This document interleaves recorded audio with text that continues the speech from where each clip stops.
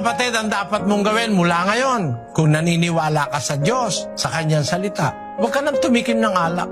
Kasi ako ganun eh. Nang itigil ko ang alak, isang pagkakataon lang sabi ko sa Diyos, hindi na po ako iinom. Hindi na ako uminom. Isang pagkakataon lang, nang itigil ko ang sigarilyo, tinapong ko yung aking lighter na Zippo.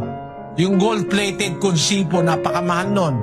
Mahigit na 2,000. Tinapong ko doon sa Quezon Bridge dahil naintindihan ko masama pala yung paninigarilyo. Napakaraming perwisyo sa katawan, ayaw ng Diyos yun. Sabi ko sa Diyos, di na po ako magsisigarilyo. Mula noon hanggang ngayon, di na. Huwag kang papatukso.